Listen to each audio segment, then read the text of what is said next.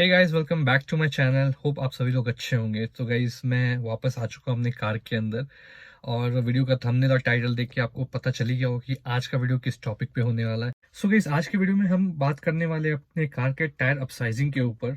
सो लगभग आज से 1 से 2 महीने पहले मैंने इसका टायर चेंज करवाया था और जो कंपनी फिटेड टायर्स आते हैं उससे मैंने अपसाइज करवाया था। और टायर अपसाइज करवाने के बाद लगभग मैंने इसको 1 से 2 हज़ार किलोमीटर ड्राइव भी किया है, जो कि मैंने हाईवे, सिटी और पहाड़ हर जगह ड्राइव किया है। तो मैंने सोचा क्यों ना अपने एक एक्सपीरियंस आप लोगों के साथ भी शेयर किया जाए, ताकि अगर आप भी अपने कार का स्पेशली ऑल्टो का टायर अपसाइज करवाने की सोच रहे हो तो आपको एक आइडिया मिल जाए कि आपको कौन सा टायर का साइज अपसाइज करना चाहिए। सो गाइज, आज का वीडियो बहुत ही इन्फॉर्मेटिव होने वाला है, तो प्लीज वीडियो को में लास्ट तक बने रहें, वीडियो को स्किप करके ना देखें। कार का टायर अपसाइज करने से पहले मैंने बहुत सारे रिसर्च किए थे। मैंने यूट्यूब पे बहुत सारे वीडियोस देखे, ढूंढे, और गूगल पे जाके भी मैंने कैलकुलेटर यूज़ किया। लेकिन मुझे कुछ खास इन्फॉर्मेशन यूट्यूब और गूगल से नहीं मिला। बस एक बेसिक आइडिया मिला कि हम कौन सा साइज़ पे अपग्रेड कर सकते हैं। तो मेरे लिए ये हमेशा से एक डाउट था कि अगर मैं टायर का अपसाइज करता हूँ तो मुझे कुछ प्रॉब्लम फेस करना पड़ेगा, कि मतलब कहीं बॉडी में टच होगा कि नहीं होगा। तो ये सब क्वेश्चंस मेरे माइंड में आ रहे थे टायर अपसाइज कराने से पहले। तो आई बिलीव आप लोग भी जो टायर अपसाइज करवाने की सोच रहे होंगे, आपके मन में भी ये सारे क्वेश्चंस जरूर आ रहे होंगे। तो मैंने सोचा कि चलो एक वीडियो बनाया जाए, ताकि आप लोग भी, अगर आप टायर अपसाइज करने की सोच रहे हो तो आपको मतलब आपके लिए आसानी हो टायर अपसाइज कराना। जब भी हम कार अपसाइज कराते हैं तो हमारे पीछे कार अपसाइज कराने के पीछे बहुत सारे रीजंस होते हैं। जैसे कि बहुत लोग अपने कार के लुक को इन्हेंस कराना चाहते हैं, कोई स्टेबिलिटी के लिए करते हैं, कोई अच्छे परफॉर्मेंस के लिए करते हैं, कुछ अच्छे ब्रेकिंग के लिए करते हैं। जो मेरा जो रीजन था वो था बेसिकली इसके स्टेबिलिटी। तो मैंने जब ये कार खरीदा था उसके मतलब 1-2 हफ्ते के बाद ही इस कार को मैं लेके गया था बैंगलोर से बिहार। और उस टाइम में मैंने टायर का जो साइज था वो चेंज नहीं करवाया था। तो मुझे जो मेजर इशू फील हुआ उस टाइम में वो था इसके टायर का साइज। कि टायर साइज छोटा होने की वजह से क्या था कि रोड पे मुझे वो प्रॉपर ग्रिप नहीं मिल पा रहा था, और ब्रेकिंग भी उतनी अच्छी नहीं हो पा रही थी, और गाड़ी स्टेबल नहीं थी। जब भी कोई बड़ा ट्रक या कोई बड़ी कार साइड से क्रॉस करती थी तो गाड़ी मतलब थोड़ी हिल जाती थी और थोड़ा इम्बैलेंस हो जाती थी गाड़ी। तो वो मतलब मेरे को बहुत फील हुआ कि ये गाड़ी मतलब हाईवे के लिए नहीं बनी है। अगर हाईवे पे चलाना है तो हमें कुछ ना कुछ इसके साथ ऑल्ट्रेशन या मॉडिफिकेशन करना पड़ेगा, ताकि हम इसको हाईवे पे चला सकें। तो उसी टाइम मैंने डिसाइड किया था कि मैं अपने गाड़ी का टायर जो अपसाइज करवाऊंगा। तो फाइनली मैंने अपने गाड़ी का अपसाइज करवा दिया है। तो अपसाइज करवाने से पहले जो था, जो हर किसी के मन में एक क्वेश्चन आता होगा कि हम कौन से साइज को चूज करें और कौन सा साइज हमारे लिए बेटर होगा। तो मेरा तो मेन प्रेफरेंस था कि मैं गाड़ी में वो साइज डालूं जिससे कि गाड़ी की स्टेबिलिटी बढ़ जाए और गाड़ी का में रोड जो बॉडी रोल होता है वो कम हो जाए।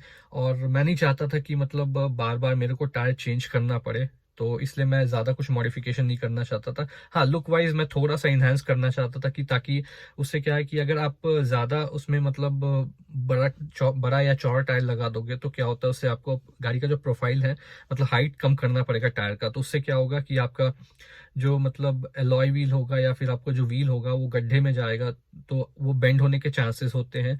और जब भी आप गाड़ी चलाओगे तो जब गड्ढे से क्रॉस करोगे तो आपके केबिन में भी बहुत ज़्यादा नॉइज आएगा, और जो जो कंफर्ट होता है ना गाड़ी का, वो चला जाएगा कंप्लीटली, अगर आप लो प्रोफाइल टायर डालते हो तो इसलिए मैंने डिसाइड किया था कि मैं लो प्रोफाइल टायर तो डालूंगा नहीं, क्योंकि वो डालने से हो सकता है कुछ कुछ दिन के बाद मुझे फिर से टायर चेंज करवाना पड़े। तो इसलिए मैंने सोचा था कि मैं जो भी टायर डालूंगा परफेक्ट टायर डालूंगा, ताकि मेरा जो जो बेसिक रिक्वायरमेंट है स्टेबिलिटी का वो फुलफिल हो जाए और मुझे दोबारा फिर से टायर चेंज करना ना पड़े।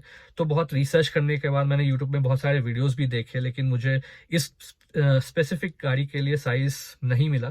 तो और मैंने चेक किया, मतलब मारुति की छोटी जो सिलेरियो आती है उसके साइज में भी, तो उसका जो साइज था वो इससे बड़ा था।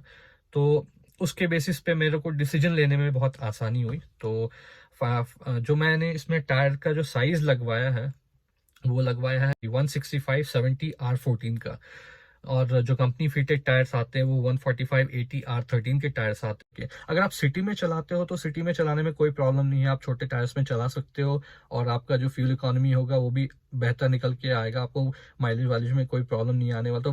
तो मतलब पुराने टायर के साथ जो मेरे को माइलेज मिलता था वो कुछ सिटी में 22-23 तक मैंने निकाला है और एमआईडी के हिसाब से कुछ 24 तक भी निकाला है मैंने, लेकिन एक्चुअल माइलेज क्या है वो मुझे पता नहीं किसी सिटी में कितना मिलता था, लेकिन अप्रोक्सीमेटली मेरे को 20 के आसपास तो मिलता ही मिलता था।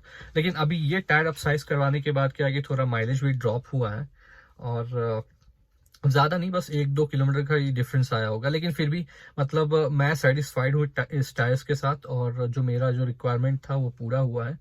और मतलब मेरा जो टायर अप साइज करवाने का जो रीज़न था वो पूरा फुलफिल हुआ है, और जो मेरे को लगता है कि मेरा डिसीजन बिल्कुल सही था। तो मैंने इसमें 1 इंच बड़ा टायर लगवाया है, और चौड़ाई भी थोड़ी ज़्यादा है पुराने टायर। तो चलिए मैं आपको दिखाता हूँ कि मैंने जो टायर का साइज लगाया वो कौन सा साइज है, कौन से ब्रांड का टायर है, और वो लगाने के बाद जो स्पेस बचता है टायर के आसपास में वो कितना है, और ये लगाने से बॉडी टच होता है कि नहीं। तो चलिए बाहर चलते हैं और आपको दिखाते हैं। तो गाइस पहले तो मैं आपको इसका लुक दिखा देता हूँ कि टायर सब साइज के बाद लुक कैसा है। तो आप देख सकते हो सामने से।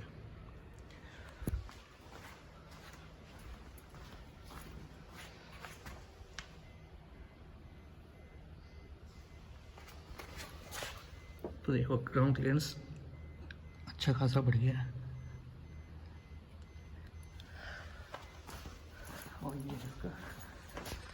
और ये इसका पीछे का लुक।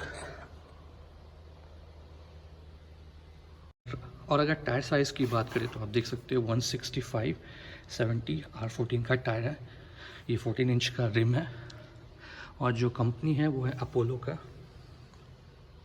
Apollo amaze 4G। और आप अगर देखो स्पेस की बात करोगे तो यहाँ पे अच्छा खासा स्पेस बच जाता है पीछे के टायर में। और यहाँ हाइट देख सकते हो आप, और पीछे का। और आगे की बात करें तो आगे में भी आप देख सकते हो अच्छा खासा स्पेस है, और ऊपर में काफ़ी है। और ये सामने का। तो गाड़ी में जितना स्पेस है वो इस गाड़ी के लिए सफिशिएंट है। इससे मैंने अभी तक यूज़ किया तो कभी मुझे कहीं पे भी गड्ढे में या फिर कहीं भी टच होने का प्रॉब्लम दिखा नहीं है। सो मैंने जो लगाया वो 14 इंच का टायर है, लेकिन अगर आप चाहो तो 1 इंच बड़ा भी लगा सकते हो और थोड़ा चौड़ा भी टायर लगवा सकते हो। लेकिन उसके लिए क्या होगा कि आपको जो टायर का जो हाइट है उसे थोड़ा कम करना पड़ेगा। नहीं तो अगर आप इसके हाइट को इसके अकॉर्डिंगली लगाओगे, ये जो साइज़ है 70 का हाइट है इसका, 70% का, तो अगर 70% का ही आप हाइट लगाओगे तो ये थोड़ी और ऊँची हो जाएगी, और साइड में आपने जो देखा तो वहाँ पे टच होने के चांसेस बढ़ जाते हैं। तो इसलिए ये जो साइज़ है मेरे हिसाब से परफेक्ट है। और अगर आप भी आपके पास भी ऑल्टो है और ऑल्टो में आप टायर अप साइज करवाने की सोच रहे हो तो ये साइज़ बेस्ट है। सो गाइज अब बात करते हैं इसके एडवांटेज और डिसएडवांटेज। सो गाइज अगर एडवांटेज की बात करें तो जो हमारा पुराना टायर था 145/80 R13 का, तो काफ़ी पतला और लाइट वेट था। तो उस वजह से क्या था कि जो गाड़ी की जो माइलेज थी वो ज़्यादा बेहतर निकल के आती थी। और दूसरा एडवांटेज था कि जो परफॉर्मेंस है गाड़ी का वो भी थोड़ा बेटर था, मतलब कि उस टायर पे आप चलाओगे तो आपको ज़्यादा मतलब लैग फील नहीं होगा, क्योंकि उस टायर का जो वेट था इस टायर से कम है। और जो डिसएडवांटेज की बात करें तो मैं पहले भी बता चुका हूँ कि गाड़ी स्टेबल नहीं रहती है, और बहुत ज़्यादा वॉबल करती है, और वो कॉन्फिडेंस नहीं आ पाता कि आप गाड़ी को हाईवे पे चला सको। तो अगर इस टायर के एडवांटेज और डिसएडवांटेज की बात करें तो जो उस गाड़ी का एडवांटेज है वो इसका डिसएडवांटेज बन जाता है, और जो इसका डिसएडवांटेज है वो उसके लिए एडवांटेज बन जाता है। तो बेसिकली क्या है कि अगर आप टायर अप साइज कराते हो तो सबसे जो मेजर डिफरेंस आपको देखने मिलेगा वो इसके माइलेज में। तो आपको 1 से 2 किलोमीटर का माइलेज ड्रॉप दिखने मिल सकता है। एक्चुअली ये मेरा अभी तक मैंने टेस्ट नहीं किया कि एक्चुअल माइलेज कितना आता है, तो भी मैं बहुत जल्दी करने वाला हूँ। हाईवे और सिटी दोनों का माइलेज टेस्ट करने वाला हूँ टायर अप साइजिंग के बाद, और मैं देखूंगा कि कितने का डिफरेंस आता है, क्योंकि एमआईडी पे जो शो करता है वो एक्चुअल माइलेज नहीं होता है, वो कभी ऊपर नीचे होता रहता है। और आपके ड्राइविंग स्किल्स पे भी डिपेंड करता है कि आपने एक बार में कितना चला और नेक्स्ट टाइम में आप कैसे चला रहे हो। तो मैं इसका एक कंप्लीट माइलेज टेस्ट करने वाला हूँ, जिसमें मैं देखूंगा कि एक्चुअल में जो हमारा माइलेज है वो कितना निकल के आ रहा है। और दूसरा है कि परफॉर्मेंस की बात करें तो परफॉर्मेंस में ज़्यादा डिफरेंस नहीं है, थोड़ा बहुत आपको लैग दिखेगा, लेकिन वो आपको मेनली 5th गियर में आप जब चला रहे हो तब फील होगा। तो जो मेजर इशू मैंने फील किया इन टर्म्स ऑफ परफॉर्मेंस वो है कि जब आप एक कांस्टेंट स्पीड पे ड्राइव कर रहे हो, मतलब 40-50 पे चला रहे हो आप, और सडनली आप ओवरटेक करना चाहते हो, तो वहाँ पे आपको क्या है कि गियर शिफ्ट डाउन करना पड़ेगा। उसी उसी गियर में आप ओवरटेक करने में आपको थोड़ा लगेगा कि इंजन में पावर नहीं है, इंजन खींच नहीं पा।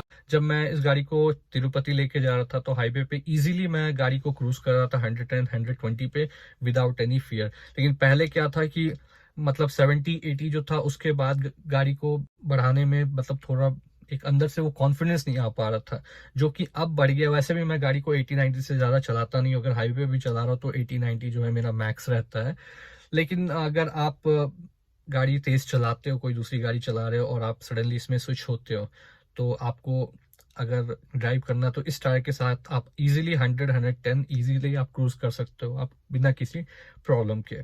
और जो ब्रेकिंग है वो भी बेहतर हो गया पहले से। पहले क्या था कि जब ब्रेक लगाओ, अगर आप 50-60 की स्पीड में आप सडनली ब्रेक लगाते हो तो गाड़ी थोड़ी इम्बैलेंस हो जाती थी लेकिन अब वैसा कुछ नहीं है। अगर आप 50-60-80 तक में भी आप सडनली ब्रेक लगाते हो तो गाड़ी आपकी स्टेबल रहती है और कोई भी प्रॉब्लम नहीं होता है। तो गाइस, अगर हम सेफ्टी की बात करें तो सेफ्टी के हिसाब से अगर हम देखें तो हमारा जो डिसएडवांटेज है, जैसे कि मैंने बताया, फ्यूल इकोनॉमी और परफॉर्मेंस थोड़ा डाउन हो जाता है। तो अगर आप सेफ्टी को ज्यादा प्रायोरिटी देते हो तो ये सब चीजें मायने नहीं रखती है।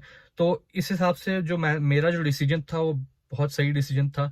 और दूसरा जो फायदा मुझे ये है कि अब मुझे टायर चेंज करवाने की जरूरत नहीं पड़ेगी, क्योंकि ये कहीं भी कैसे भी टच नहीं होने वाला बॉडी में। तो उस वजह से मुझे टायर चेंज करने का भी प्रॉब्लम नहीं है, और जो मेरा रिक्वायरमेंट था वो भी पूरा हो गया। और तो अगर आप भी अपने गाड़ी में टायर अपसाइज करवाने की सोच रहे हो और आप चाहते हो कि मैं ज़्यादा उसमें मतलब एक्सपेरिमेंट ना करूं, मतलब ज़्यादा ब्रॉड टायर ना लगाऊं, प्रोफाइल को कम ना करूं, तो ये साइज़ बेस्ट है, आप इसके साथ जा सकते हो। और अगर मैं प्राइसिंग की बात करूं तो मुझे एक टायर कुछ 3500 का पड़ा है। तो जो कि अगर मैं 4 टायर्स का कैलकुलेट करूं तो 14,000 के आसपास टायर हो जाता है, और 2,000 का जो मैंने रिम सेकेंड हैंड खरीदा था उसका 2,000 रुपया हो जाता है। तो लगभग 16,000 मेरा टोटल इसका कॉस्ट हो जाता है। लेकिन जो मेरा पुराना टायर था वो मुझे देने के बाद जो मैंने इसके लिए पे किया, वो पे किया 10,500 रुपीज, जो कि मुझे अच्छा खासा डिस्काउंट मिल गया, क्योंकि इसका जो पुराना टायर था वो उसका कॉस्ट उतना ज्यादा होता नहीं, तो मुझे अच्छा रीसेल मिल गया। तो उस हिसाब से तो मेरे लिए एक अच्छा डील था। सो गाइस, ये था मेरा एक overall experience tyre up size करवाने के बाद। और आई होप कि आप लोगों को मेरा वीडियो पसंद आया होगा। तो अगर वीडियो पसंद आया तो प्लीज वीडियो को लाइक करें, शेयर करें और चैनल को सब्सक्राइब करें। तो मिलते हैं अगले वीडियो में नए टॉपिक के साथ। तो तब तक के लिए गुड बाय।